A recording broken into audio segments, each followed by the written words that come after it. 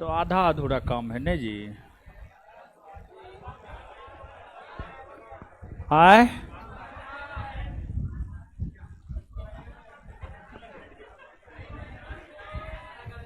है, हल्ला मत कीजिए।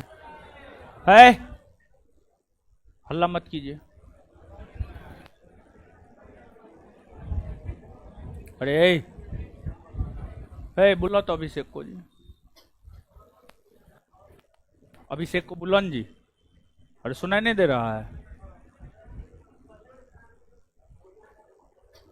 अच्छा शांत रहिए आप लोग। ये क्या काम करवाया है? ये तो मतलब वही वाला बात हो गया, बेल छिलाने गए, आधा छिल के छोड़ दिया।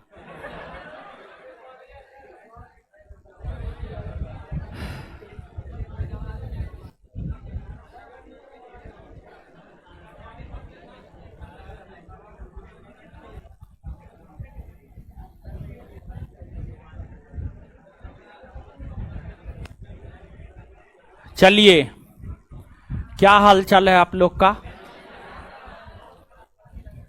ठीक है।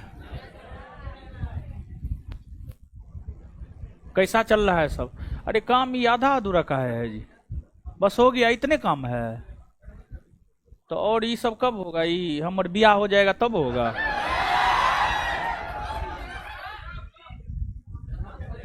आए, हाँ तो कब लगेगा? 19 तारीख से पहले लगना चाहिए। 19 तारीख से बैच आ रहा है, नहीं पता आपको? तो ये बोले हैं काम करवाने के लिए 19 तारीख से नया बैच आ रहा है, इसलिए बोले हैं। ठीक है। और वहां पे वो पंखा क्या हुआ? बोल रहा है कल्ले से खराब है।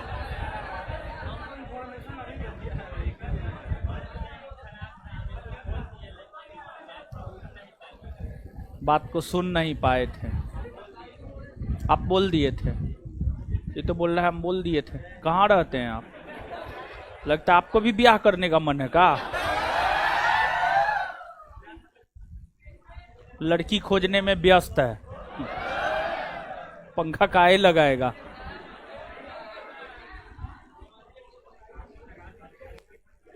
ये सब है, सब पूरा काम करवाइए, ये सब ठीक नहीं लग रहा है। ठीक है, 19 तारीख से पहले होना चाहिए। 19 से पहले होना चाहिए। 19 से नया बैच आ रहा है, समझ गए? चलिए,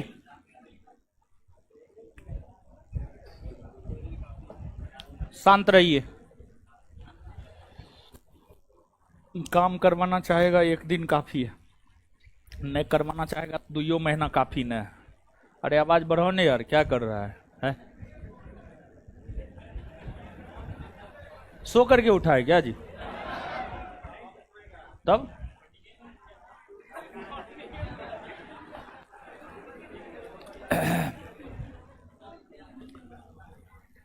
तब क्या हाल चाल? ठीक है, बढ़िया है। क्या बता रहे थे बताइए? प्रार्थना समाज बता न दिए थे।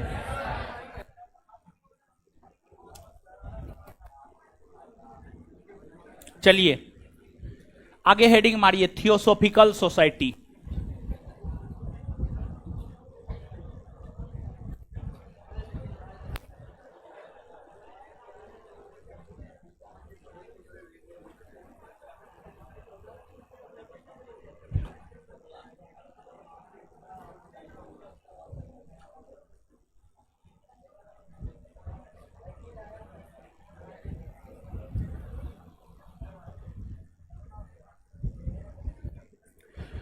Theosophical society.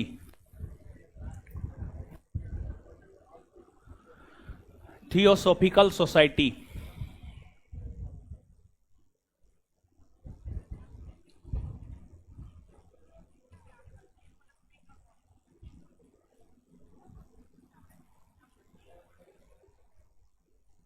दीजिए तो कॉपी,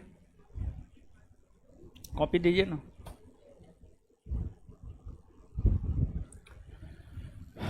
एक आध गो क्वेश्चन पूछते हैं, जवाब दीजिए, ठीक है?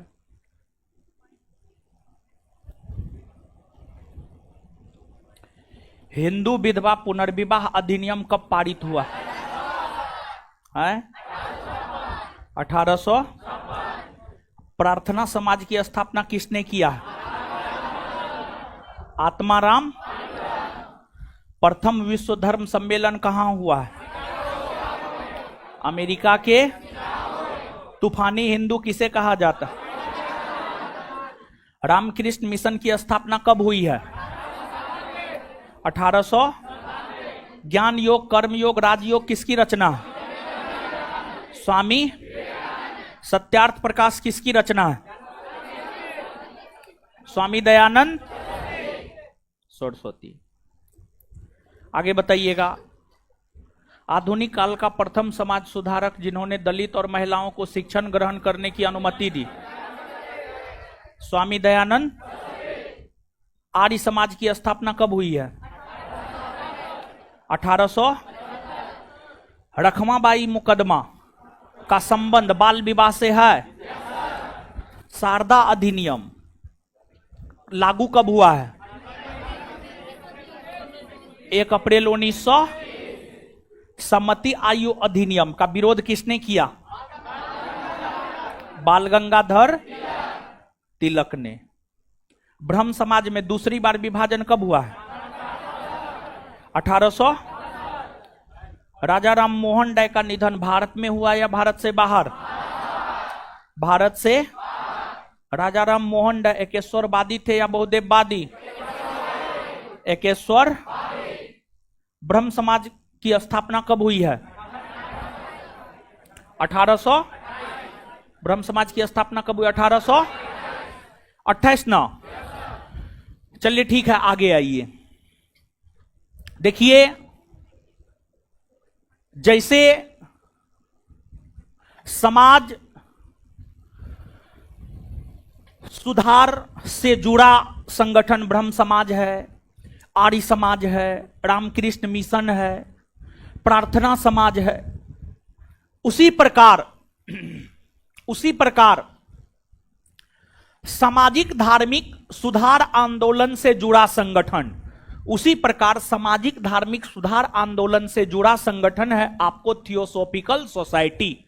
थियोसॉफिकल सोसाइटी, जो थियोसॉफिकल सोसाइटी है, थियोसॉफिकल सोसाइटी की स्थापना की अगर हम बात करें तो थियोसॉफिकल सोसाइटी की स्थापना भारत में नहीं हुई है। थियोसॉफिकल सोसाइटी की स्थापना भारत से बाहर हुई है और इसकी स्थापना हुई है अमेरिका के न्यूयॉर्क में। अमेरिका के न्यूयॉर्क में। तो जो थियोसॉफिकल सोसाइटी है इसकी स्थापना हुई है अमेरिका के न्यूयॉर्क शहर में।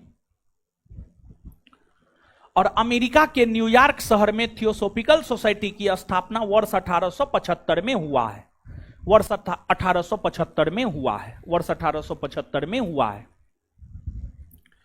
और इसकी स्थापना करने का श्रेय रूसी महिला, रूस की रहने वाली एक महिला थी, उसका नाम था मैडम वलाटवस्की। मैडम वलाटवस्की। और अमेरिका का एक सैन्य अफसर था, उसका नाम था कर्नल आलकाट। कर्नल आलकाट। कर्नल आलकाट। तो थियोसॉफिकल सोसाइटी की स्थापना की अगर हम लोग बात करें तो अमेरिका के न्यूयॉर्क में 1875 ईस्वी में हुआ और इसकी स्थापना मैडम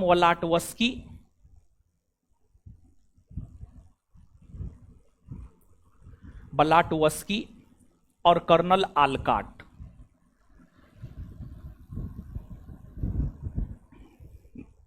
कर्नल आलकाट ने इसकी स्थापना किया।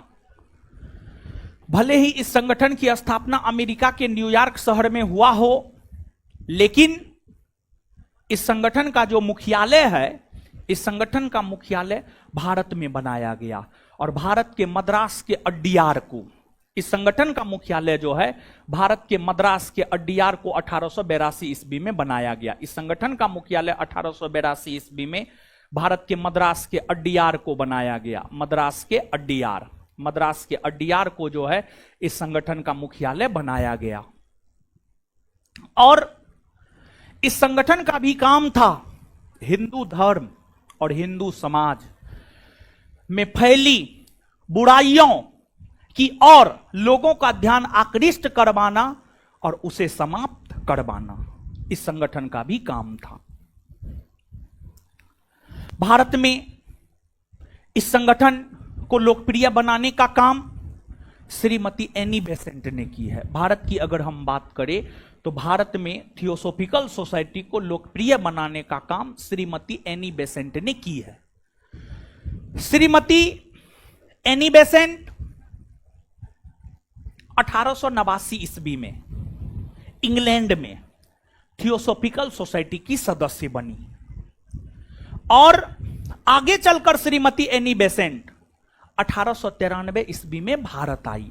आगे चलकर Shrimati Annie Besant theosophical society के सदस्य के रूप में आगे चलकर Shrimati Annie Besant theosophical society के सदस्य के रूप में 1893 ईस्वी में भारत पहुंची। 1893 ईस्वी में भारत पहुंची और उन्होंने ही थियोसॉफिकल सोसाइटी को भारत में लोकप्रिय बनाने का काम किया। जैसा कि आप देख रहे होंगे, राजा राम मोहन राय हिंदू समाज हिंदू धर्म में सुधार किए, साथ ही साथ बंगाल के लोगों को शिक्षित करने के लिए वेदांत कॉलेज, हिंदू कॉलेज सबका गठन राजा राम मोहन राय ने किया। उसी प्रकार से Shrimati Annie Besant theosophical society के बैनर तले हिंदू धर्म हिंदू समाज में सुधार लाने का काम की ही साथ ही साथ श्रीमती एनी बेसेंट की अगर हम बात करें तो श्रीमती एनी बेसेंट जो है 1898 ईस्वी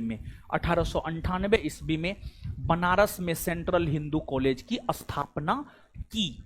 बनारस में सेंट्रल हिंदू कॉलेज की स्थापना 1898 ईस्वी में श्रीमती एनी बेसेंट ने की। बनारस में एनी बेसेंट के द्वारा 1898 ईस्वी में जो सेंट्रल हिंदू कॉलेज की स्थापना की गई, यही सेंट्रल हिंदू कॉलेज आगे चलकर 1916 ईस्वी से बनारस हिंदू विश्वविद्यालय अर्थात बीएचयू कहलाया। और बीएचयू की अगर हम बात करें तो बीएचयू का संस्थापक माना जाता है मदन मोहन मालवीय। तो बीएचयू का जो पूर्ववर्ती संगठन है, बीएचयू का पूर्ववर्ती संगठन अगर देखा जाए तो बीएचयू का पूर्ववर्ती संगठन है सेंट्रल हिंदू कॉलेज, जो कि एनी बेसेंट के द्वारा स्थापित किया गया था। वही बीएचयू के संस्थापक है श्री मदन मोहन मालवीय। और फिर श्रीमती एनी बेसेंट भारत को स्वराज दिलाने को लेकर जो 1916 में होम रूल लीग आंदोलन चला था, उस होम रूल लीग आंदोलन का मद्रास की तरफ से नेतृत्व श्रीमती एनी बेसेंट ने की और उस होम रूल लीग आंदोलन के नेतृत्व करने के कारण ही श्रीमती एनी बेसेंट काफी ज्यादा लोकप्रिय हुई। और फिर आगे चलकर श्रीमती एनी बेसेंट को कांग्रेस ने 1917 के कलकत्ता अधिवेशन में अपना अध्यक्ष बनाया। और श्रीमती एनी बेसेंट की हम बात करें तो कांग्रेस की प्रथम महिला अध्यक्ष श्रीमती एनी बेसेंट ही बनी। कांग्रेस की प्रथम महिला अध्यक्ष श्रीमती एनी बेसेंट ही बनी। आगे चलकर श्रीमती एनी बेसेंट के द्वारा कॉमनवेल्थ और न्यू इंडिया नामक पत्रिका भी निकाला गया। और आगे चलकर जब 1920 ईस्वी में महात्मा गांधी ने असहयोग आंदोलन को शुरू किया, आगे चलकर जब महात्मा गांधी ने 1920 ईस्वी में असहयोग आंदोलन को शुरू किया तो महात्मा गांधी के द्वारा चलाए जाने वाले असहयोग आंदोलन से, महात्मा गांधी के द्वारा चलाए जाने वाले असहयोग आंदोलन की अगर हम लोग बात करें तो महात्मा गांधी के द्वारा चलाए जाने वाले असहयोग आंदोलन से एनी बेसेंट खुश नहीं थी। वो यह चाह रही थी कि असहयोग आंदोलन नहीं चले, लेकिन इसके बावजूद असहयोग आंदोलन जब चलाए गए तो कांग्रेस की सदस्यता से श्रीमती एनी बेसेंट ने त्यागपत्र दे दी। कांग्रेस की सदस्यता से श्रीमती एनी बेसेंट ने त्यागपत्र दे दी और फिर एनी बेसेंट का कोई खास महत्व भारतीय इतिहास में नहीं रह गया। जब तक श्रीमती एनी बेसेंट कांग्रेस के साथ जुड़ी रही, जब तक श्रीमती एनी बेसेंट कांग्रेस के साथ जुड़ी रही, तब तक उनका महत्व भारत के स्वतंत्रता आंदोलन में बना रहा, लेकिन जैसे ही कांग्रेस से अलग हो गई तो एक प्रकार से कहिए तो एनी बेसेंट का कोई खास महत्व तो नहीं रह गया। समझ गए? तो नीचे से लिखिएगा,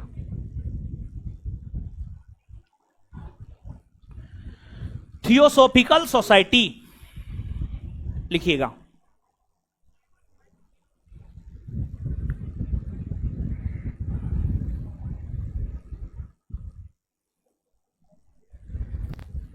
इस संगठन की स्थापना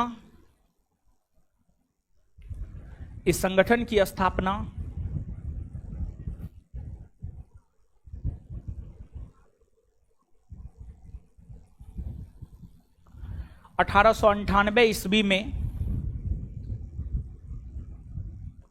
इस संगठन की स्थापना 1898 ईस्वी में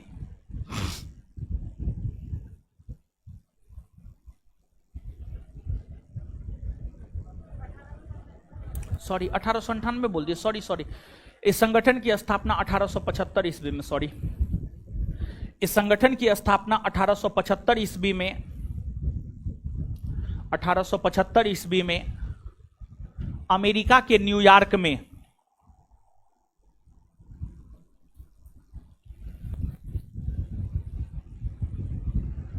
अमेरिका के न्यूयॉर्क में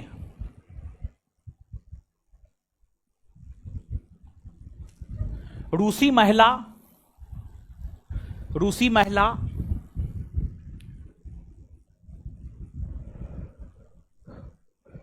महिला मैडम वोलाटवस्की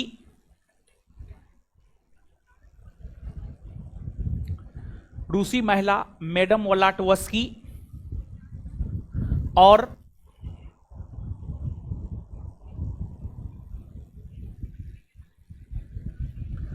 रूसी महिला मैडम वोलाटवस्की और कर्नल आलकाट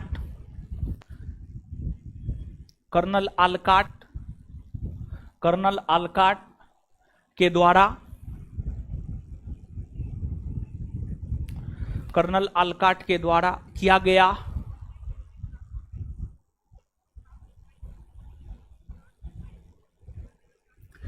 इस संगठन का मुख्यालय 1882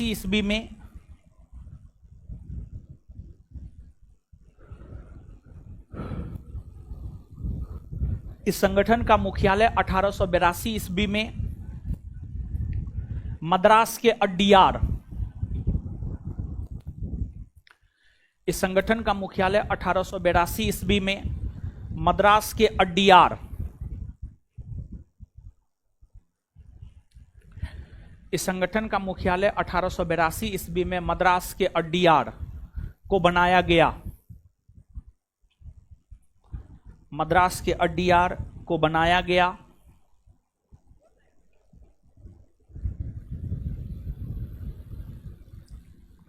भारत में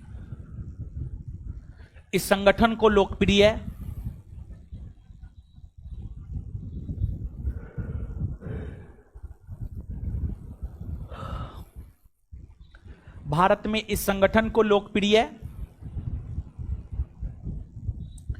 श्रीमती एनी बेसेंट ने बनाई।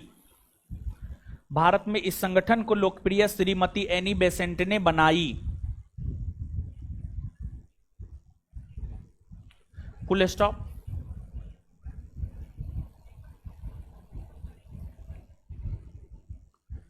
एनी बेसेंट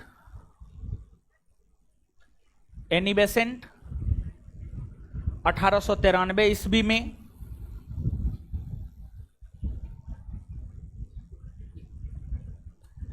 एनी बेसेंट 1893 ईस्वी में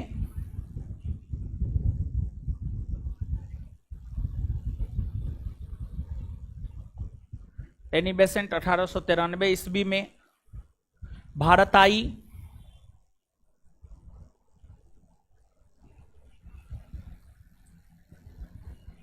फुल स्टॉप। एनी बेसेंट ने उसी में एनी बेसेंट ने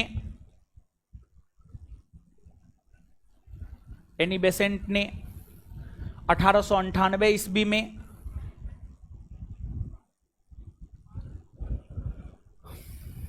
एनी बेसेंट ने 1898 ईस्वी में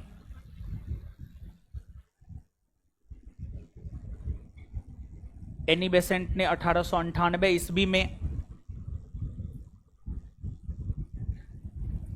बनारस में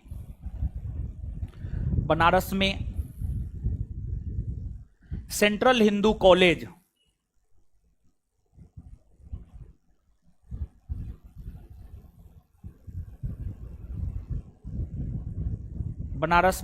हिंदू कॉलेज की स्थापना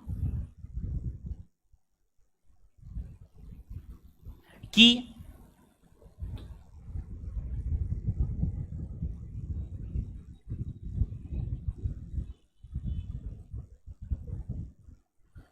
यही सेंट्रल हिंदू कॉलेज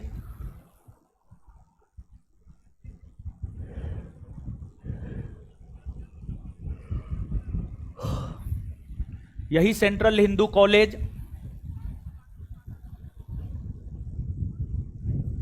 1916 ईस्वी से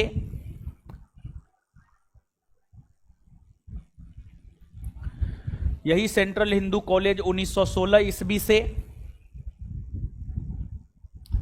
बनारस हिंदू विश्वविद्यालय के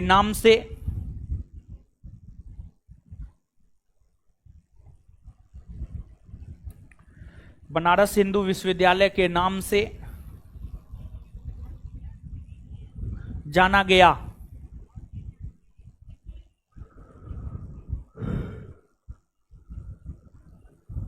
फुल स्टॉप। एनी बेसेंट ने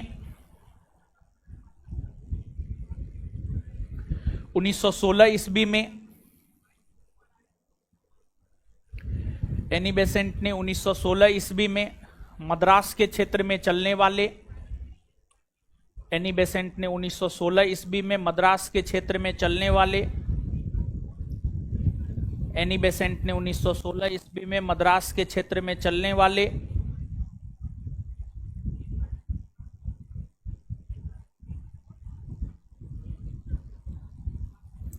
होम रूल लीग आंदोलन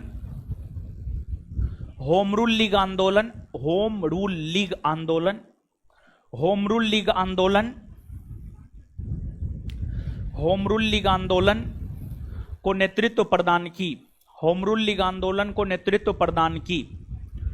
होम रूल लीग आंदोलन को नेतृत्व प्रदान की।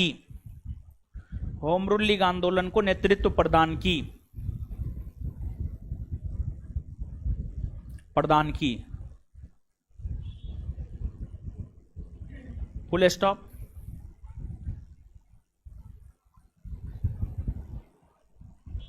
वर्ष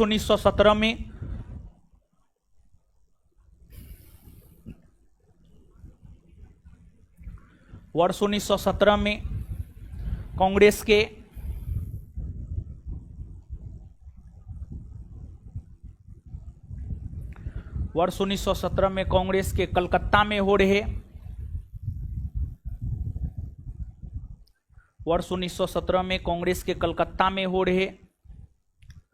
वार्षिक अधिवेशन की अध्यक्षता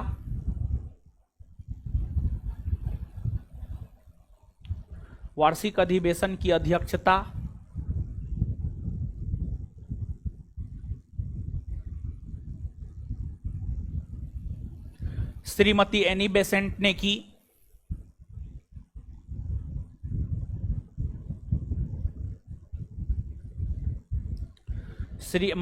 बेसेंट ने की।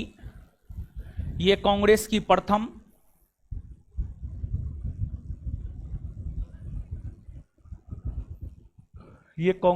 प्रथम महिला अध्यक्ष बनी।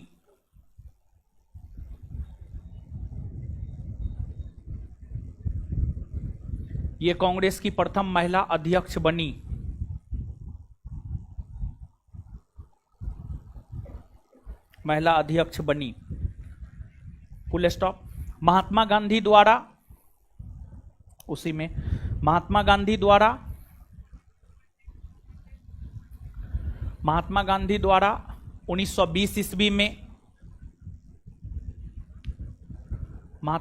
द्वारा 1920 ईस्वी में शुरू किए गए महात्मा गांधी द्वारा 1920 ईस्वी में शुरू किए गए होम रूल लीग आंदोलन से, असहयोग आंदोलन से महात्मा गांधी द्वारा शुरू किए गए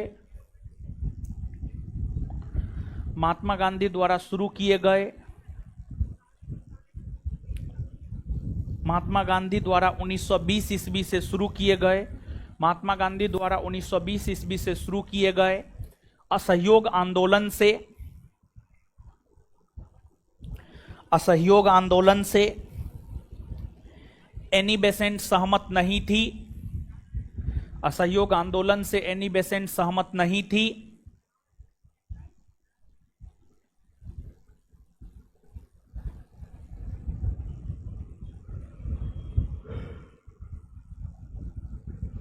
जिस कारण वो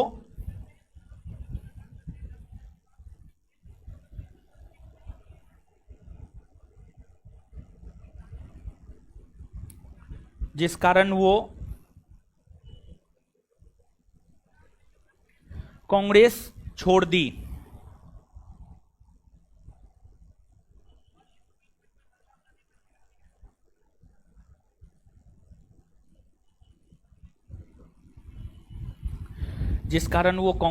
दी। चलिए, इसके बाद जो है, अब आगे देखिएगा, आगे है यंग बंगाल आंदोलन। यंग बंगाल आंदोलन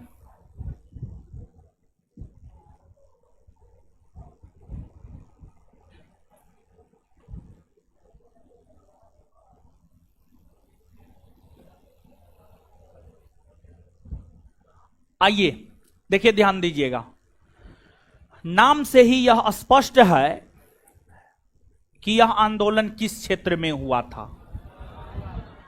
यह आंदोलन बंगाल के क्षेत्र में हुआ था और बंगाल के क्षेत्र में इस आंदोलन की शुरुआत 1826 ईस्वी से हुई है। 1826 ईस्वी से यंग बंगाल आंदोलन की शुरुआत बंगाल के क्षेत्र से हुई है और 1826 ईस्वी से यंग बंगाल आंदोलन की शुरुआत बंगाल के क्षेत्र से हुई है और इसको शुरू करने का श्रेय जाता है Henry Louis Vivian Derozio. Henry Louis Vivian Derozio Henry Louis Vivian Derozio, उन्हीं के द्वारा यह आंदोलन शुरू किया गया है। और इस आंदोलन का लक्ष्य क्या था आप समझिएगा। देखिए, 1826 ईस्वी के आसपास के समय में देखेंगे तो बंगाल में जमींदारों का बड़ी बोलबाला था और जमींदार वर्ग के लोग किसानों का शोषण किया करता था, छोटे किसानों का शोषण किया करता था। तो इस आंदोलन का एक लक्ष्य था किसानों को जमींदारों के शोषण से बचाना, किसानों को जमींदारों के शोषण से बचाना। दूसरा, प्रेस के ऊपर 1823 में जॉन एडम्स के द्वारा, वर्ष 1823 ईस्वी में जॉन एडम्स के द्वारा लाइसेंस रेगुलेशन एक्ट लाया गया, जिसके तहत भारतीय प्रेस पर प्रतिबंध लगा दिया गया। तो भारतीय प्रेस पर जो प्रतिबंध लगाया गया था, उस प्रतिबंध को हटाकर प्रेस को स्वतंत्रता का अधिकार दिया जाए, प्रेस को स्वतंत्रता का अधिकार दिया जाए। तो यंग बंगाल आंदोलन का एक लक्ष्य यह भी था प्रेस को स्वतंत्रता प्रदान किया जाए। यंग बंगाल आंदोलन का एक लक्ष्य यह भी था कि प्रेस को स्वतंत्रता प्रदान किया जाए, प्रेस को स्वतंत्रता प्रदान किया जाए। इसके बाद महिलाओं को शिक्षा दिया जाए, किसानों को जमींदारों के शोषण से बचाना, प्रेस के ऊपर जो पाबंदी लगी है उस पाबंदी को हटा देना, प्रेस की स्वतंत्रता और महिलाओं को शिक्षा। इन तमाम मुद्दों को लेकर हेनरी लुई विवियन डेरेजियो के द्वारा जो है 1826 ईस्वी से यंग बंगाल आंदोलन की शुरुआत की गई है। जो हेनरी लुई विवियन डेरेजियो है, इन्हें हमारी सभ्यता का अग्रदूत, हमारी सभ्यता का अग्रदूत भी कहा जाता है। और इन्हें हेनरी लुई विवियन डेरेजियो को जो है आपको आधुनिक भारत का प्रथम राष्ट्रवादी कवि भी माना जाता है, इन्हें आधुनिक भारत का प्रथम राष्ट्रवादी कवि भी माना जाता है। और जो हेनरी लुई विवियन डेरेजियो है, ये फ्रांसीसी क्रांति से काफी ज्यादा प्रभावित थे। फ्रांसीसी क्रांति जो कि वर्ष 1789 ईस्वी में हुआ है। फ्रांसीसी क्रांति की अगर हम बात करें तो जो फ्रांसीसी क्रांति है जो कि वर्ष 1789 ईस्वी में हुआ है, उस फ्रांसीसी क्रांति से ये काफी ज्यादा प्रभावित थे। फ्रांसीसी क्रांति से काफी ज्यादा प्रभावित थे, समझ गए? तो नीचे से लिखिए,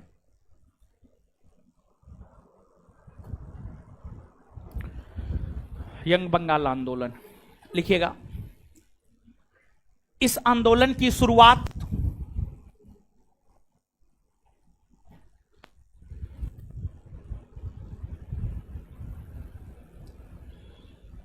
इस आंदोलन की शुरुआत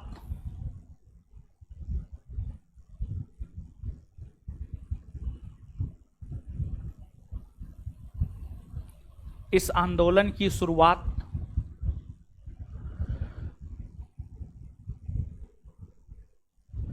1826 ईस्वी से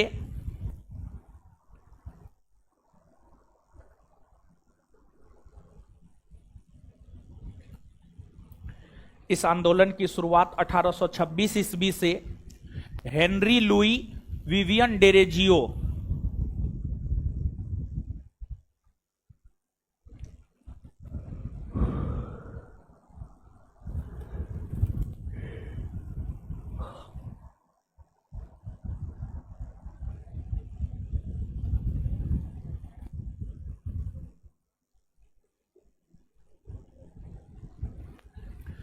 इस आंदोलन की शुरुआत 1826 ईस्वी से हेनरी लुई विवियन डेरेजियो के द्वारा किया गया है।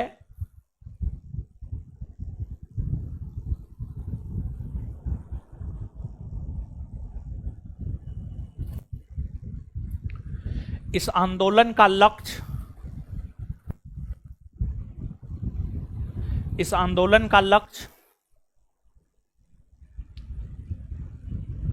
इस आंदोलन का लक्ष्य प्रेस की स्वतंत्रता बहाल करना,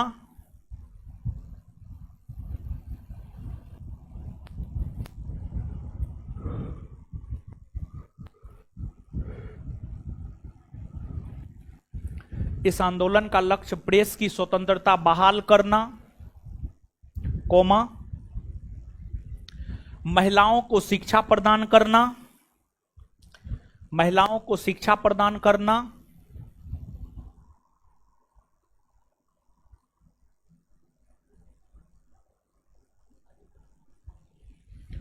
तथा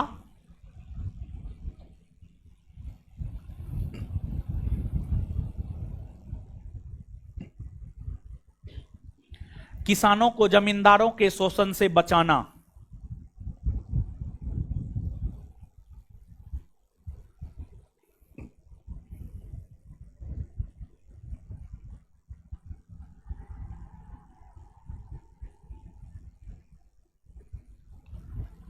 तथा किसानों को जमींदारों के शोषण से बचाना इत्यादि था।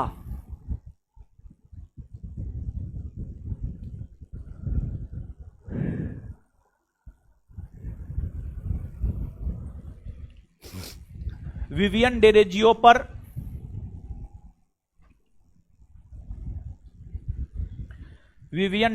पर फ्रांसीसी क्रांति का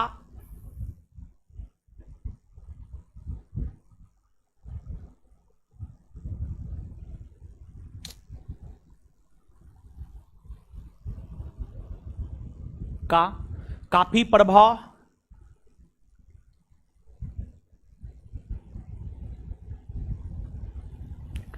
देखने को मिलता है।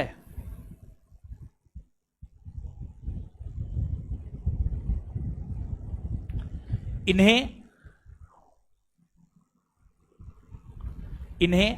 हमारी सभ्यता का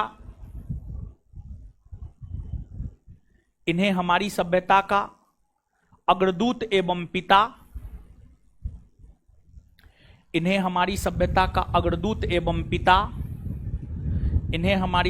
का अग्रदूत एवं पिता कहा जाता है। इन्हें हमारी सभ्यता का अग्रदूत एवं पिता कहा जाता है। इन्हें हमारी सभ्यता का अग्रदूत एवं पिता कहा जाता है। इन्हें हमारी सभ्यता का अग्रदूत एवं पिता कहा जाता है। इन्हें आधुनिक भारत का प्रथम राष्ट्रवादी कवि भी माना जाता है। इन्हें आधुनिक भारत का प्रथम राष्ट्रवादी कवि भी माना जाता है। इन्हें आधुनिक भारत का प्रथम राष्ट्रवादी कवि भी माना जाता है। इन्हें आधुनिक भारत का प्रथम राष्ट्रवादी कवि भी माना जाता है।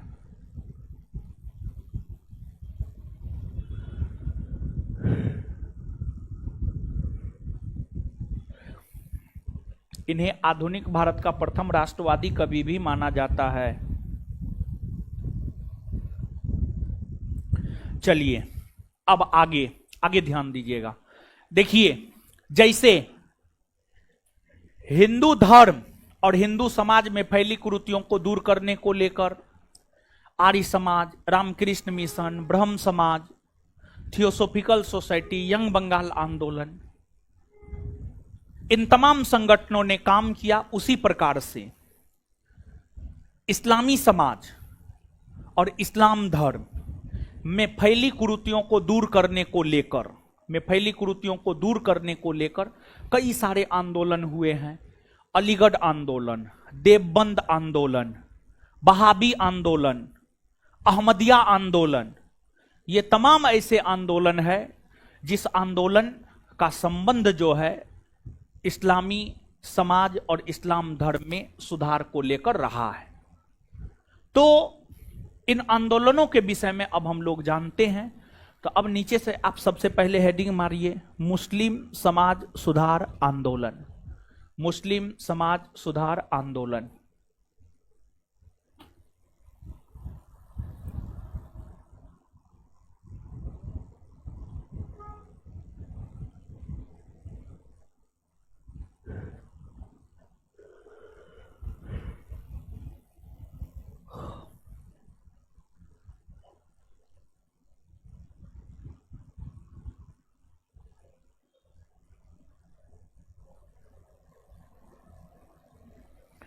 मुस्लिम समाज सुधार आंदोलन, मुस्लिम समाज सुधार आंदोलन।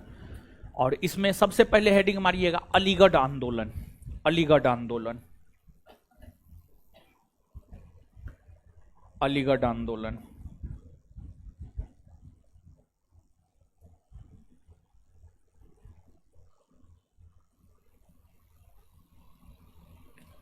मुस्लिम समाज सुधार आंदोलन में सबसे पहले हेडिंग मारिएगा अलीगढ़ आंदोलन। आइएगा, सुनिएगा, समझिएगा। देखिए, अलीगढ़ आंदोलन, अलीगढ़ आंदोलन की शुरुआत सर सैयद अहमद खान ने किया है। सर सैयद अहमद खान। और सर सैयद अहमद खान का जन्म 1817 ईस्वी में दिल्ली में हुआ था। 1817 ईस्वी में दिल्ली में सर सैयद अहमद खान का जन्म हुआ था। और सर सैयद अहमद खान को इस्लामी समाज का या इस्लाम धर्म का राजा राम मोहन राय कहा जाता है। सर सैयद अहमद खान को इस्लामी समाज या इस्लाम धर्म का राजा राम मोहन राय इसलिए कहा जाता है क्योंकि हिंदू धर्म और हिंदू समाज में, क्योंकि हिंदू धर्म और हिंदू समाज में जिस प्रकार सुधारवादी आंदोलन शुरू राजा राम मोहन राय ने किया था, उसी प्रकार इस्लामी समाज और इस्लामी धर्म में, उसी प्रकार इस्लामी समाज और इस्लामी धर्म में सर्वप्रथम सुधारवादी आंदोलन सर सैयद अहमद खान ने चलाया था। सर सैयद अहमद खान ने चलाया था, जिस वजह से उन्हें इस्लामी समाज और इस्लाम धर्म का राजा राम मोहन राय माना जाता है और उनके द्वारा ही अलीगढ़ आंदोलन चलाया गया है। सर सैयद अहमद खान हिंदू मुस्लिम एकता के बहुत बड़े समर्थक हुआ करते थे। सर सैयद अहमद खां हिंदू मुस्लिम एकता के बहुत बड़े समर्थक हुआ करते थे। और सर सैयद अहमद खां की अगर आप बात करेंगे तो वो हिंदू और मुसलमान को भारत की दो आंखें बतलाया करते थे। सर सैयद अहमद खां हिंदू और मुसलमान को भारत की दो आंखें बतलाया करते थे। और सर सैयद अहमद खां ने अपनी विचारधारा को प्रचारित और प्रसारित करने हेतु तहजीब उल अखलाक अर्थात सभ्यता और नैतिकता नामक पुस्तक की रचना की है। तब तहजीब उल अखलाक को ही सभ्यता और नैतिकता कहते हैं। उस पुस्तक की रचना सर सैयद अहमद खां ने की है और उसी पुस्तक के जरिए अपनी विचारधारा को प्रचारित और प्रसारित सर सैयद अहमद खां ने किया है। लेकिन ठीक है, इस्लामी समाज में सुधारवादी आंदोलन सर सैयद अहमद खां ने चलाया, लेकिन सर सैयद अहमद खां कांग्रेस की स्थापना के विरोधी थे। कांग्रेस की स्थापना का इन्होंने विरोध किया और इनका मानना था कि कांग्रेस हिंदुओं का संगठन है या मुसलमानों का संगठन नहीं है। और इन्होंने कांग्रेस के विकल्प के तौर पर, सर सैयद अहमद खां ने कांग्रेस के विकल्प के तौर पर यूनाइटेड इंडियन पेट्रियोटिक एसोसिएशन नामक संगठन की स्थापना की। यूनाइटेड इंडियन पेट्रियोटिक एसोसिएशन नामक संगठन की स्थापना की और इनका कभी भी कांग्रेस से कोई संबंध नहीं रहा है। सर सैयद अहमद खां का कांग्रेस से कभी कोई संबंध नहीं रहा है और अंग्रेजों ने कांग्रेस को तोड़ने के लिए सर सैयद अहमद खां का सहारा लिया। अंग्रेज सर सैयद अहमद खां के सहारे कांग्रेस को तोड़ना चाहता था, लेकिन अंग्रेज जितना कांग्रेस को तोड़ना चाहता था कांग्रेस उतना अधिक मजबूत हुआ। और जो सर सैयद अहमद खां के द्वारा अलीगढ़ आंदोलन चलाया गया है, इस अलीगढ़ आंदोलन का ठीक विपरीत विचारधारा वाला आंदोलन था देवबंद आंदोलन। अलीगढ़ आंदोलन का ठीक विपरीत विचारधारा वाला आंदोलन देवबंद आंदोलन था। कैसे? देवबंद आंदोलन अलीगढ़ आंदोलन के ठीक विपरीत विचारधारा वाला आंदोलन था। एक तो अलीगढ़ उत्तर प्रदेश में एक जगह है, वहां से आंदोलन की शुरुआत हुई है तो नाम दे दिया गया अलीगढ़ आंदोलन। फिर देवबंद भी उत्तर प्रदेश में एक जगह है, वहां से आंदोलन की शुरुआत हुई तो आंदोलन को नाम दे दिया गया देवबंद आंदोलन। तो जो अलीगढ़ और देवबंद आंदोलन है, इन दोनों आंदोलनों की अगर हम बात करें तो ये दोनों के दोनों आंदोलन उत्तर प्रदेश से शुरू हुए हैं।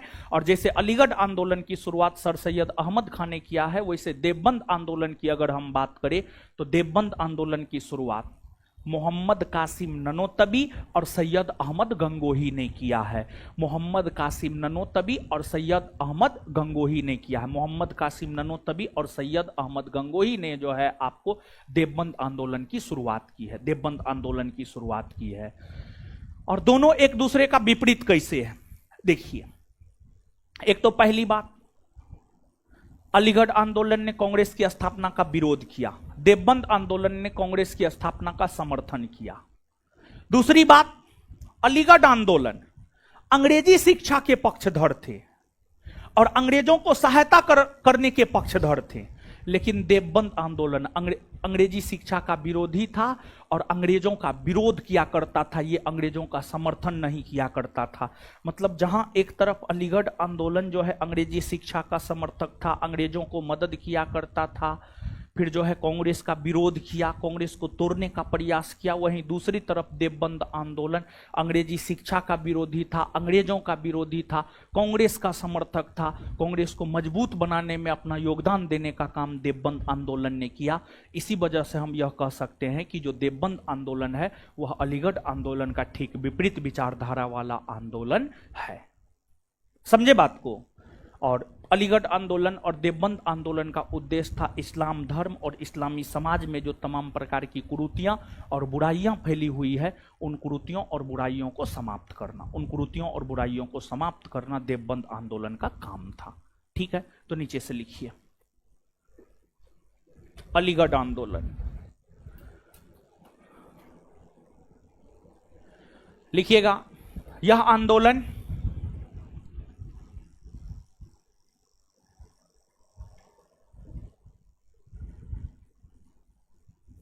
सर सैयद अहमद खां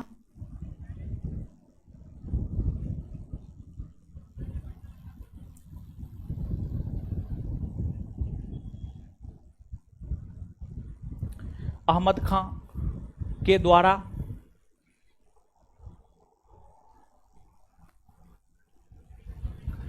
यह आंदोलन सर सैयद अहमद खां के द्वारा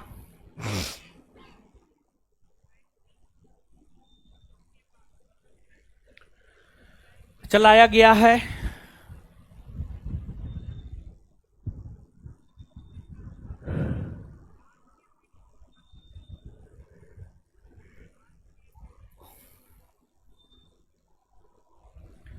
इस्लाम धर्म में, रुकिए एक मिनट, आधुनिक काल में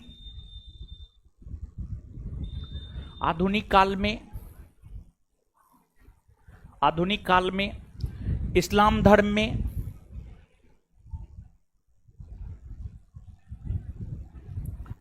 आधुनिक काल में इस्लाम धर्म में सुधार को लेकर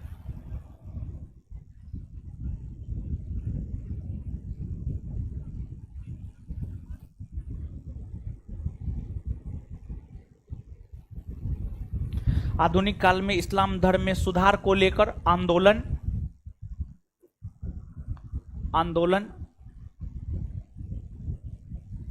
शुरू करने का श्रेय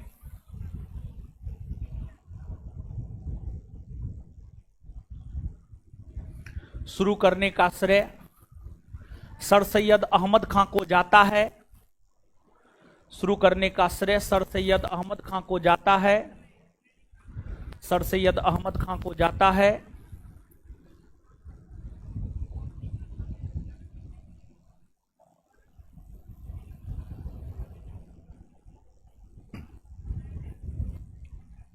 सर सैयद अहमद खां को जाता है, जिस कारण उन्हें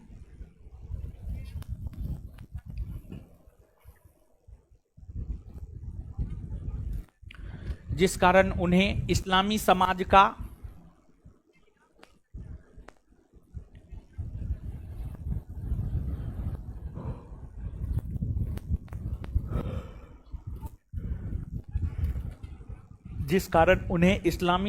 का राजा राम मोहन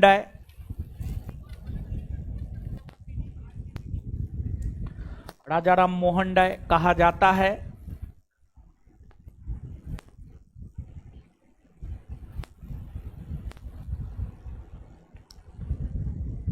ये हिंदू मुस्लिम एकता के प्रबल समर्थक थे।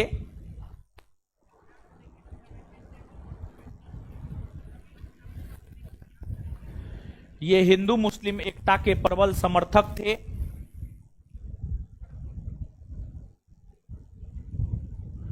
ये हिंदू मुस्लिम एकता के प्रबल समर्थक थे। इनका मानना था कि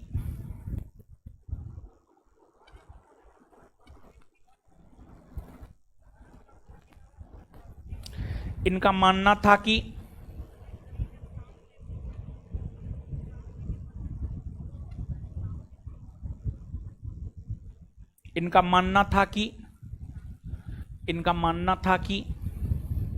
हिंदू और मुसलमान इनका मानना था कि हिंदू और मुसलमान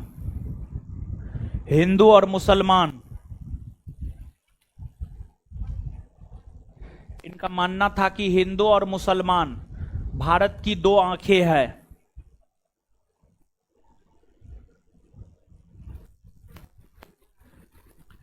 इनका मानना था कि हिंदू और मुसलमान भारत की दो आंखें हैं। इनका मानना था कि हिंदू और मुसलमान भारत की दो आंखें हैं। इनका मानना था कि हिंदू और मुसलमान भारत की दो आंखें हैं।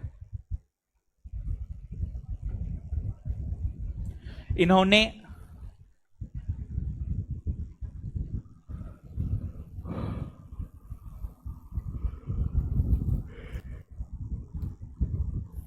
(1864) ईस्वी में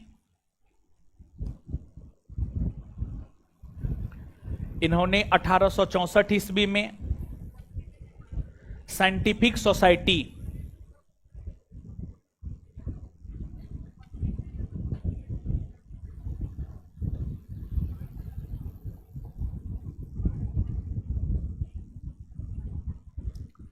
इन्होंने 1864 ईस्वी में साइंटिफिक सोसाइटी नामक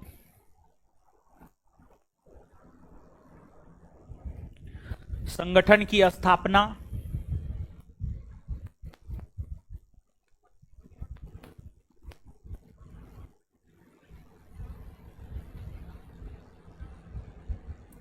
किया।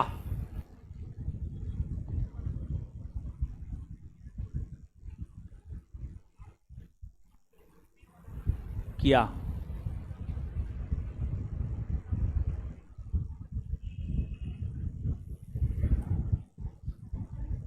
Full stop. इन्होंने तहजीब उल अखलाक, बोर्ड पे लिख रहे हैं, तहजीब उल अखलाक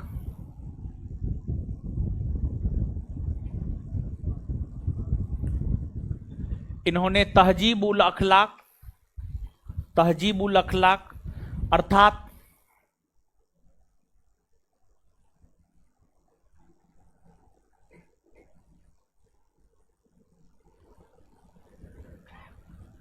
इन्होंने तहजीब उल अखलाक अर्थात सभ्यता और नैतिकता, सभ्यता और नैतिकता, सभ्यता और नैतिकता नामक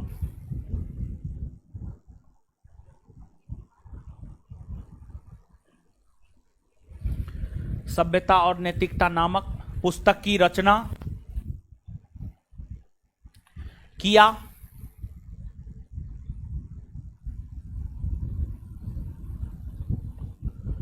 इस पुस्तक के जरिए सर सैयद अहमद खान ने इस पुस्तक के जरिए सर सैयद अहमद खान ने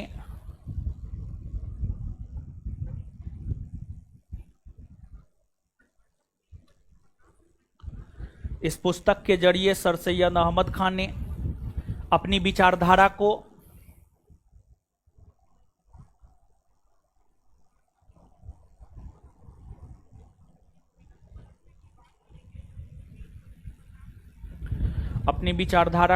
प्रचारित और प्रसारित किया।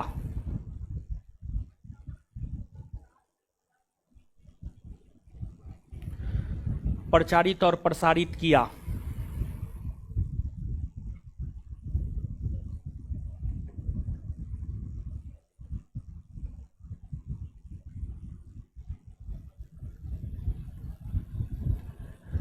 इन्होंने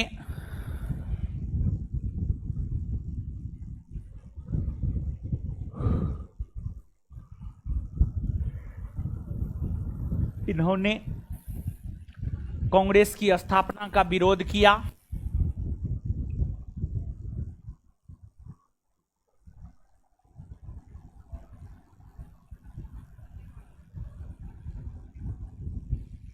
इन्होंने कांग्रेस की स्थापना का विरोध किया। कभी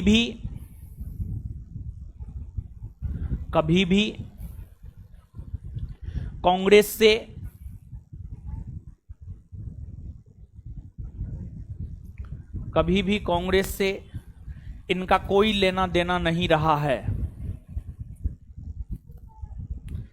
कभी भी कांग्रेस से इनका कोई लेना देना नहीं रहा है।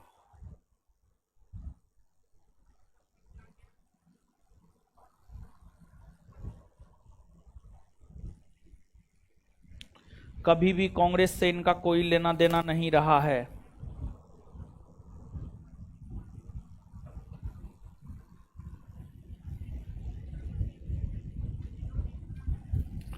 कांग्रेस के विकल्प के तौर पर इन्होंने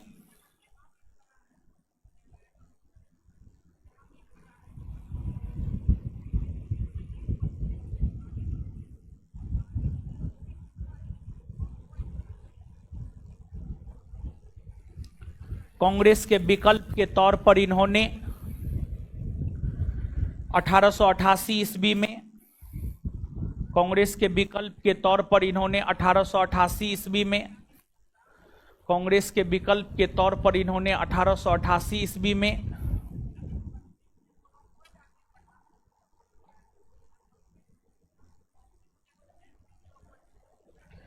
1888 ईस्वी में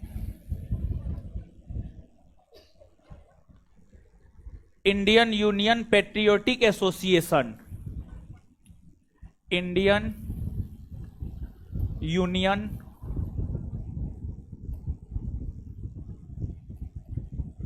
पेट्रियाटिक एसोसिएशन,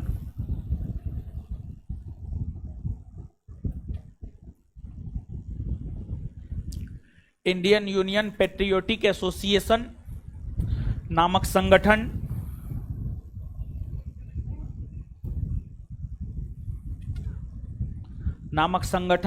की स्थापना किया।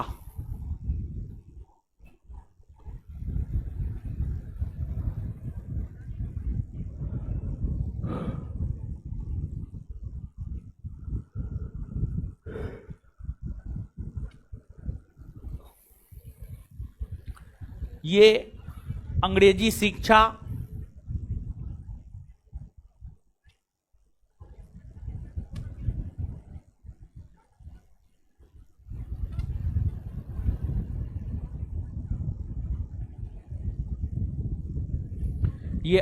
शिक्षा के समर्थक थे।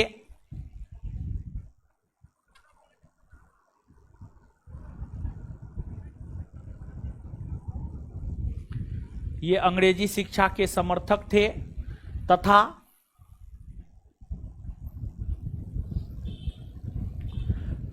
अंग्रेजों को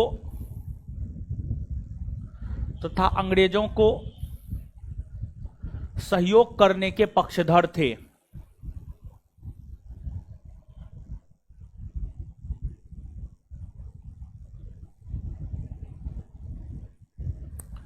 तथा अंग्रेजों को सहयोग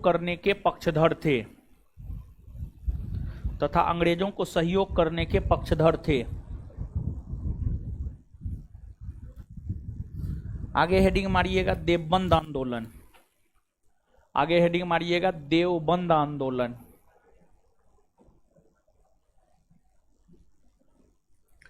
देवबंद आंदोलन, देवबंद आंदोलन, देवबंद आंदोलन।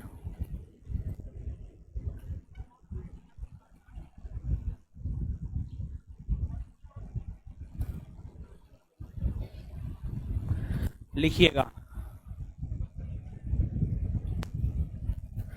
अलीगढ़ आंदोलन का ठीक विपरीत विचारधारा वाला आंदोलन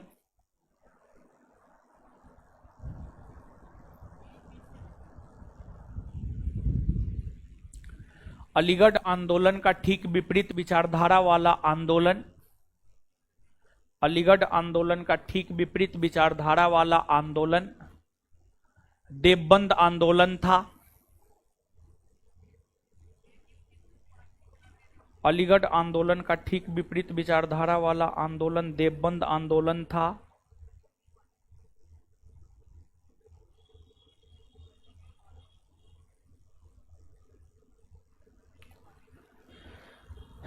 देवबंद आंदोलन था। इस आंदोलन का नेतृत्व करता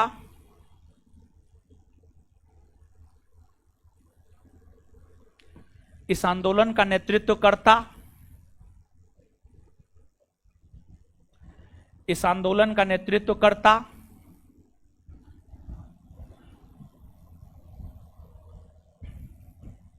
मोहम्मद कासिम ननोतबी,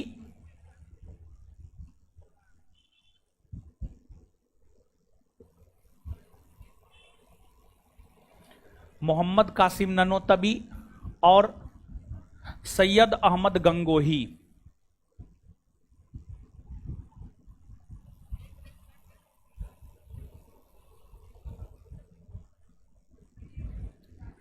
इस आंदोलन के नेतृत्व करता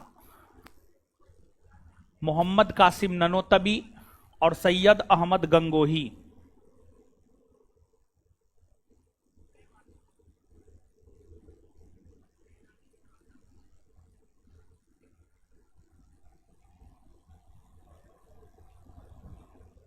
इस आंदोलन का नेतृत्व करता मोहम्मद कासिम ननोतबी और सैयद अहमद गंगोही था। सैयद अहमद गंगोही था।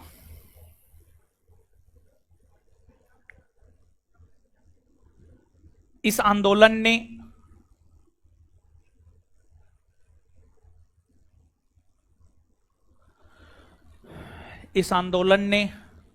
कांग्रेस की स्थापना का समर्थन किया।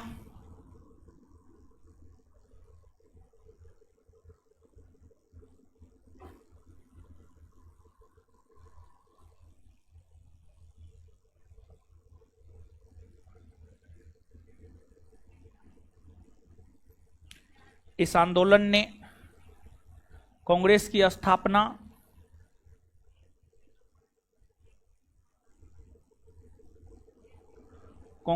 स्थापना का समर्थन किया। साथ ही साथ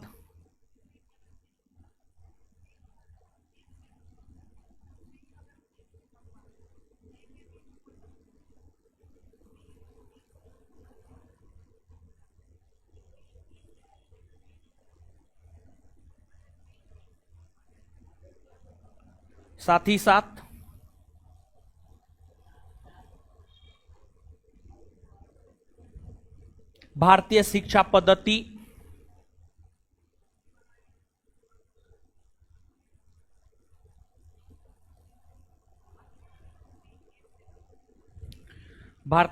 पद्धति का भी समर्थन किया।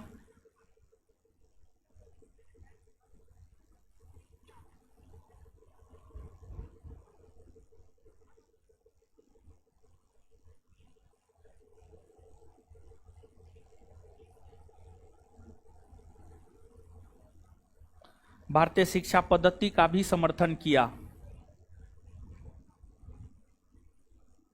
चलिए आगे लिखिए, आगे सुनिए, लिखिए नहीं, आगे सुनिए। अब देखिएगा, अलीगढ़ आंदोलन और देवबंद आंदोलन के बाद, इसके बाद एक है अहमदिया आंदोलन। अहमदिया आंदोलन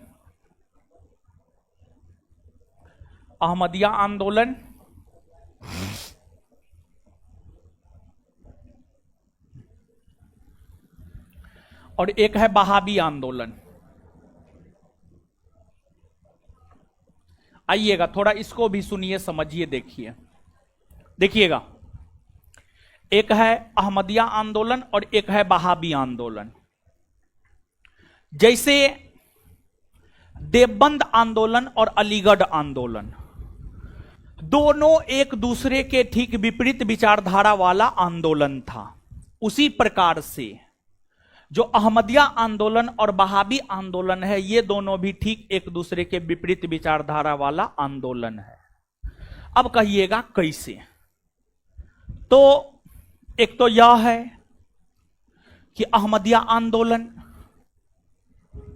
ने जिहाद, धर्मयुद्ध, जिहाद का विरोध किया। वही वहाबी आंदोलन ने जिहाद का समर्थन किया। दूसरी बात, वहाबी आंदोलन का लक्ष्य यह था भारत का इस्लामीकरण करना वहाबी आंदोलन का लक्ष्य था, लेकिन अहमदिया आंदोलन का यह लक्ष्य नहीं था। अहमदिया आंदोलन पंजाब के कादियानी नामक स्थान से शुरू हुआ है, जिस वजह से अहमदिया आंदोलन को कादियानी आंदोलन भी कहा जाता है। और जो अहमदिया आंदोलन है, इस अहमदिया आंदोलन के नेतृत्व करता है मिर्जा गुलाम अहमद जो है अहमदिया आंदोलन के नेतृत्व करता है। और मिर्जा गुलाम अहमद अपने आप को कृष्ण का अवतार और द्वितीय पैगंबर, मिर्जा गुलाम अहमद अपने आप को कृष्ण का अवतार बतलाया करता था और दूसरा पैगंबर बतलाया करता था। और मिर्जा गुलाम अहमद ने अपनी विचारधारा को प्रचारित और प्रसारित करने हेतु बहरीन ए अहमदिया नामक साहित्य की रचना की और उस साहित्य के माध्यम से ही अपनी विचारधारा को प्रचारित और प्रसारित करने का काम अहमदिया आंदोलन के नेतृत्वकर्ता मिर्जा गुलाम अहमद ने किया। फिर आपको वहाबी आंदोलन, इस आंदोलन के नेतृत्व करता थे सैयद अहमद राय बरेलवी वहाबी आंदोलन के नेतृत्व करता थे। और इस आंदोलन का सबसे प्रमुख केंद्र बना था अपना पटना। और इस आंदोलन का जो स्वरूप था वह सांप्रदायिक था, मतलब इस आंदोलन का स्वरूप सांप्रदायिक था। इसका मतलब यह है कि यानी किसी खास संप्रदाय को लेकर यह आंदोलन हो रहा था, और विशेष तौर पर इस आंदोलन का लक्ष्य था भारत का इस्लामीकरण करना, जिस वजह से यह आंदोलन बहुत लोकप्रिय नहीं हो पाया। लेकिन आगे चलकर 1862-63 ईस्वी में भारतीय वायसराय लॉर्ड एल्गिन प्रथम ने वहाबी आंदोलन को जो है दबा दिया, वहाबी आंदोलन को दबा दिया। समझ गए? तो नीचे से लिखिएगा अहमदिया आंदोलन। अहमदिया आंदोलन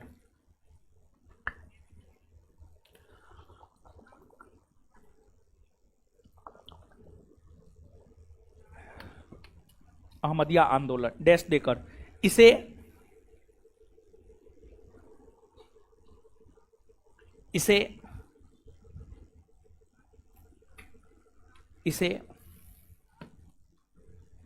कादियानी आंदोलन,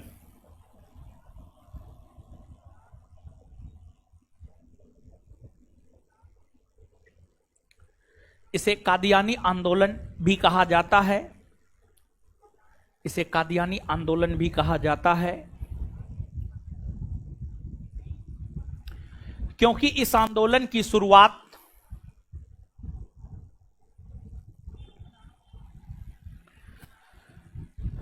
इसे कादियानी आंदोलन भी कहा जाता है क्योंकि इस आंदोलन की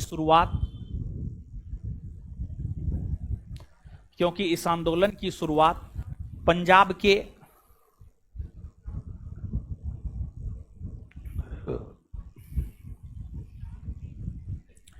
इस आंदोलन को कादियानी आंदोलन भी कहा जाता है क्योंकि इस आंदोलन की शुरुआत पंजाब के कादियानी नामक स्थान से हुआ है।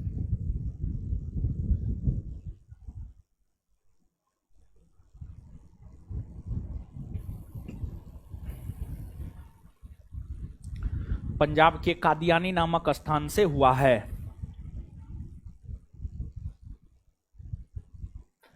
इस आंदोलन के नेतृत्वकर्ता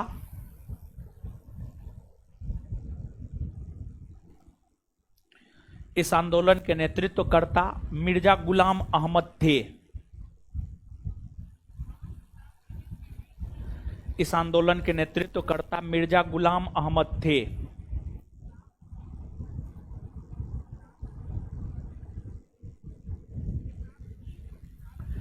इस आंदोलन के नेतृत्वकर्ता मिर्जा गुलाम अहमद थे। मिर्जा गुलाम अहमद थे। मिर्जा गुलाम अहमद थे। मिर्जा गुलाम अहमद थे। मिर्जा गुलाम अहमद थे। वे अपने आप को कृष्ण का अवतार और द्वितीय पैगंबर कहा करता था। वे अपने आप को कृष्ण का अवतार और द्वितीय पैगंबर कहा करता था।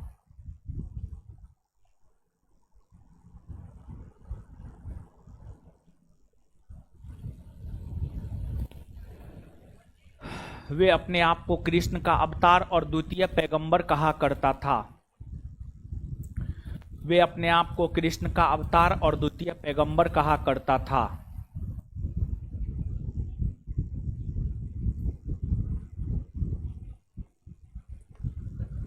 उन्होंने बहरीन ए अहमदिया उन्होंने बहरीन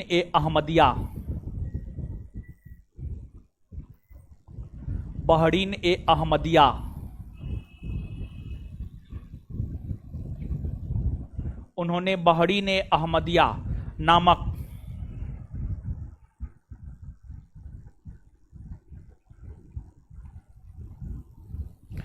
पुस्तक की रचना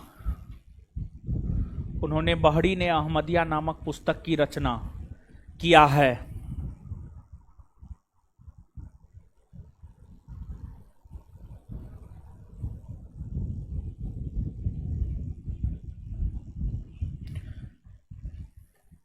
इस आंदोलन ने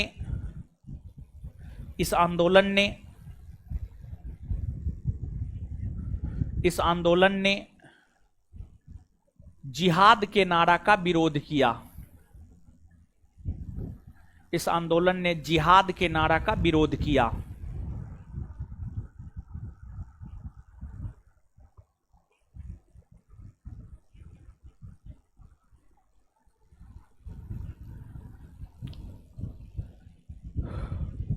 आगे बहाबी आंदोलन, आगे हेडिंग मारिएगा बहाबी आंदोलन, बहाबी आंदोलन, बहाबी आंदोलन, बहाबी आंदोलन, हेडिंग मारिएगा बहाबी आंदोलन।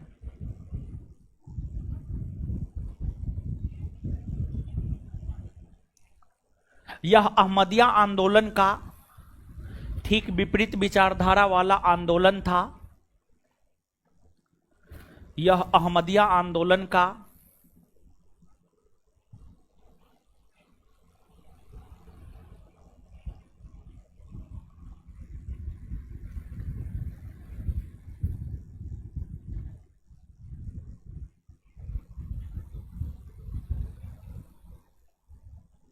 यह अहमदिया आंदोलन का ठीक विपरीत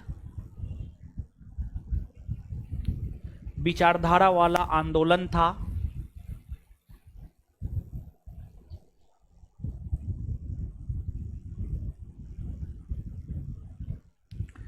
इस आंदोलन के नेतृत्वकर्ता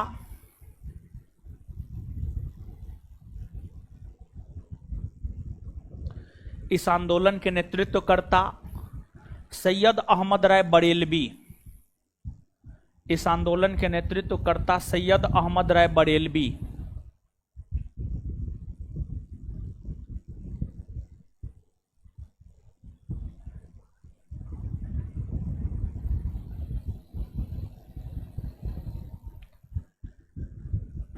इस आंदोलन के नेतृत्वकर्ता सैयद अहमद राय बरेलवी, इस आंदोलन के नेतृत्वकर्ता सैयद अहमद राय बरेलवी थे।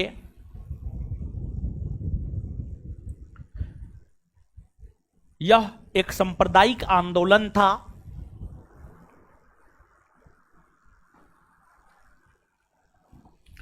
यह एक सांप्रदायिक आंदोलन था। यह एक सांप्रदायिक आंदोलन था। यह एक सांप्रदायिक आंदोलन था। इस आंदोलन का लक्ष्य, यह एक सांप्रदायिक आंदोलन था। इस आंदोलन का लक्ष्य, यह एक सांप्रदायिक आंदोलन था। इस आंदोलन का लक्ष्य भारत का इस्लामीकरण करना था। इस आंदोलन का लक्ष्य भारत का इस्लामीकरण करना था। इस आंदोलन का लक्ष्य भारत का इस्लामीकरण करना था। इस आंदोलन का लक्ष्य भारत का इस्लामीकरण करना था। इस आंदोलन का लक्ष्य भारत का इस्लामीकरण करना था। इस आंदोलन का लक्ष्य भारत का इस्लामीकरण करना था। इस आंदोलन का लक्ष्य भारत का इस्लामीकरण करना था। इस आंदोलन ने जिहाद के नारा का प्रसार किया। इस आंदोलन ने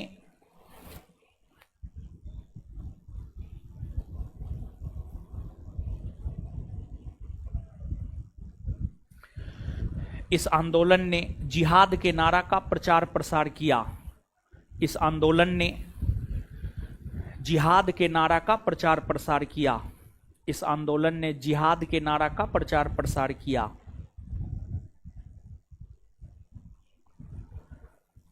इस आंदोलन के सांप्रदायिक छवि होने के कारण,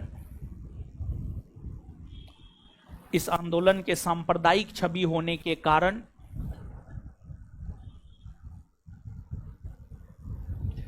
इस आंदोलन के सांप्रदायिक छवि होने के कारण भारतीय वायसराय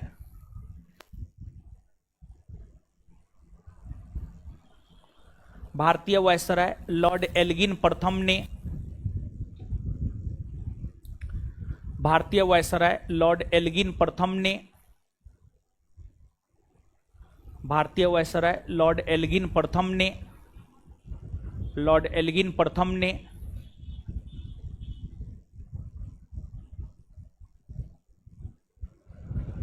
लॉर्ड एल्गिन प्रथम ने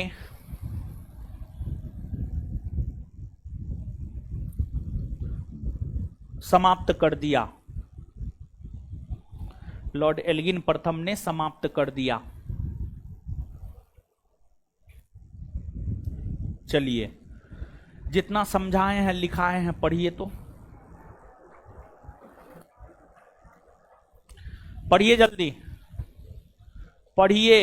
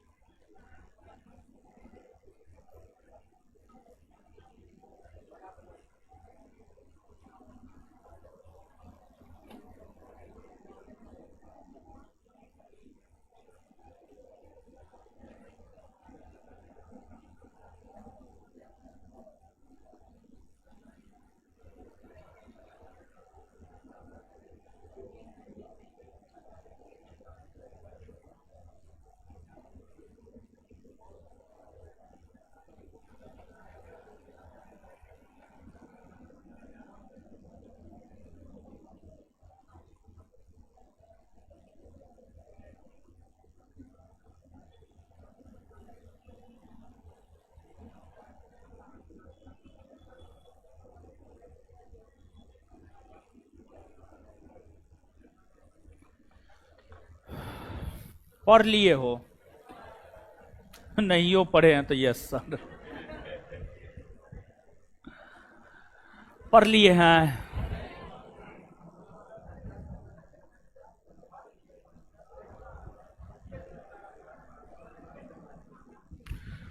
दीजिए तो कॉपी। आइए हीरो सब, हीरो बताइए थियोसॉफिकल सोसाइटी की स्थापना कब हुई? 1875। थियोसॉफिकल सोसाइटी की स्थापना कब हुई है? कहां हुई है? अमेरिका के। थियोसॉफिकल सोसाइटी की स्थापना 1875 में कहां हुई है? कहां हुई है? थियोसॉफिकल सोसाइटी का संस्थापक कौन है? मैडम वलाटवस्की और कर्नल। थियोसॉफिकल सोसाइटी का संस्थापक कौन है? थियोसॉफिकल सोसाइटी का संस्थापक,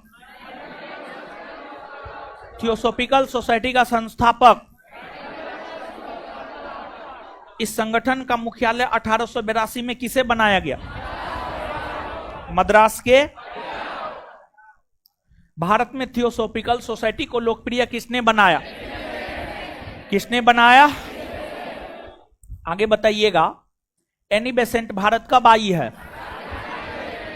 1800। एनी बेसेंट भारत कब आई है? 1898 में बनारस में सेंट्रल हिंदू कॉलेज की स्थापना किसने किया? किसने किया है? एनी बेसेंट ने सेंट्रल हिंदू कॉलेज की स्थापना कब की है?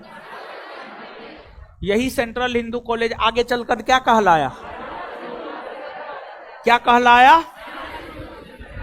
बनारस हिंदू। मद्रास के क्षेत्र से 1916 ईस्वी में होम रूल लीग आंदोलन का नेतृत्व किसने किया? 1917 के कांग्रेस के कलकत्ता अधिवेशन की अध्यक्षता किसने की? कांग्रेस की प्रथम महिला अध्यक्ष गांधी जी द्वारा चलाए जाने वाले किस आंदोलन से एनी बेसेंट सहमत नहीं थी और वे कांग्रेस छोड़ दी? असहयोग। यंग बंगाल आंदोलन की शुरुआत कब से हुई है? यंग बंगाल आंदोलन की शुरुआत कब से हुई है? इसकी शुरुआत किसने किया? Henry Louis Vivian. Young Bengal आंदोलन की शुरुआत किसने किया? अलीगढ़ आंदोलन किसके द्वारा शुरू किया गया? सर सैयद। अलीगढ़ आंदोलन किसके द्वारा शुरू किया गया? अलीगढ़ आंदोलन किसके द्वारा शुरू किया गया? अलीगढ़ आंदोलन किसके द्वारा शुरू किया गया? इस्लामी समाज का राजा राम मोहन राय किसे कहा जाता? इस्लामी समाज का राजा राम मोहन राय। कौन हिंदू और मुसलमान को भारत की दो आंखें कहता था? कौन कहता था? साइंटिफिक सोसाइटी की स्थापना कब हुई है? साइंटिफिक सोसाइटी की स्थापना कब हुई है? किसने किया है? सर सैयद। तहजीब उल अखलाक किसकी रचना है? तहजीब उल अखलाक किसकी रचना है? सर सैयद। कांग्रेस के विकल्प के तौर पर इंडियन यूनियन पेट्रियोटिक एसोसिएशन की स्थापना किसने की? सर सैयद अहमद। अलीगढ़ आंदोलन का ठीक विपरीत विचारधारा वाला आंदोलन कौन था? कौन था? देवबंद आंदोलन के नेतृत्वकर्ता कौन थे? मोहम्मद कासिम ननोतबी और सैयद अहमद। देवबंद आंदोलन के नेतृत्वकर्ता कौन थे? अहमदिया आंदोलन को और किस आंदोलन के नाम से जाना जाता है? कादियानी आंदोलन। अहमदिया आंदोलन को और किस आंदोलन के नाम से जाना? कादियानी। अहमदिया आंदोलन के नेतृत्वकर्ता मिर्जा गुलाम। अहमदिया आंदोलन के नेतृत्वकर्ता मिर्जा गुलाम। कौन अपने आप को कृष्ण का अवतार कहा करता था? कौन कहा करता था? कौन अपने आप को द्वितीय पैगंबर कहा करता था? बहरी ने अहमदिया किसकी रचना है? बहरी ने अहमदिया किसकी रचना है? अहमदिया आंदोलन का ठीक विपरीत विचारधारा वाला आंदोलन कौन था? कौन था? बहावी आंदोलन का नेतृत्वकर्ता। बहावी आंदोलन का नेतृत्वकर्ता सैयद अहमद राय। सैयद अहमद राय। किस आंदोलन ने जिहाद के नारा का प्रचार प्रसार किया? आए? बहावी आंदोलन का दमन किसने किया? Lord Elgin. एक क्लास और लगेगा, ये चैप्टर खत्म हो जाएगा। ठीक है। बिट्टू सर का जो सब्जेक्ट चल रहा था इकोनॉमिक्स, वो तो समाप्त न हो गया। उससे पहले क्या पढ़ाए थे? बायोलॉजी से पहले फिजिक्स, उससे पहले केमिस्ट्री। अब कौन सब्जेक्ट शुरू होगा आपके बैच? केमिस्ट्री। केमिस्ट्री शुरू होगा।